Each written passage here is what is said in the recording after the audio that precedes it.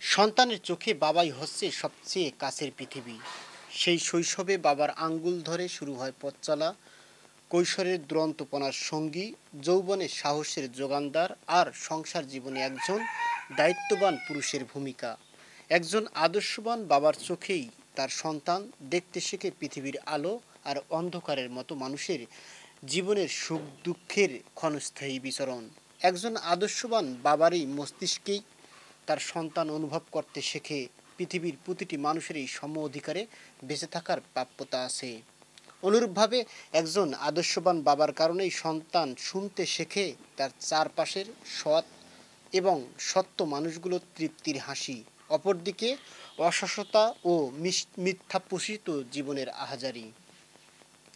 বাবার শরীর দিয়ে একটি সন্তান অনুভব করতে শেখে এই পৃথিবীটা বেঁচে থাকার তাগিদে কতটা শ্রম আর কতটা ঘাম ঝরাতে হয়।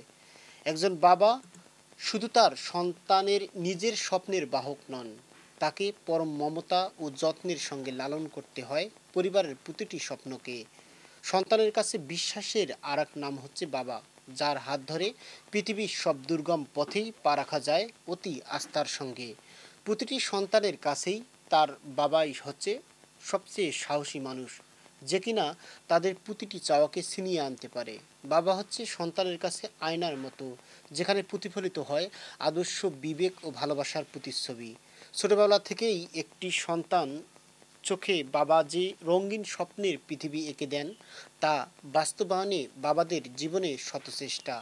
বিসর্জনের ভেলায় ভাসিয়ে দিয়ে নিজের সব স্বাদ আহ্লাদ শুধু সন্তানের স্বপ্নকে চাওয়াকে আলিঙ্গন করে যে তৃপ্তি সুখের হাসি, তা শুধু বাবাদের মুখেই মানায়। জীবন সংগ্রামের এক অকুতোভয় সৈনিক তিনি। লাঞ্ছনা বঞ্চনা কিংবা দুর্ব্যবহার জীবন জীবিকার চক্করে ঘটে চলছে হরহামেশাই, তবুও সব ভুলে দিন শেষে মুচকি হেসে সন্তানের বুকে জড়িয়ে ধরতে শুধু বাবারাই পারেন। আদর্শ আর শাসনের বুননে তৈরিকৃত যে চাদরে একজন বাবা তার সন্তানকে জড়িয়ে রাখে, তা একটি সন্তানের কাছে ক্ষণিকের ভালো লাগার অনুভূতি হলেও জীবনের দীর্ঘ পথ চলায় একসময় ঠিকই উপলব্ধি চলে আসে যে কতটুকু ভালোবাসার ও আবির মিশ্রিত ছিল সেই অনুশাসন। বাবা মানে নিজের জীবনের জন্য তৈরিকৃত একটি শাসন ব্যবস্থা, ভালোবাসার আস্থা কিংবা একটি জীবন গল্পের ইতিহাস। বাবার কাছেই সৃষ্টি হয় সন্তানের চাওয়া এবং পাওয়া।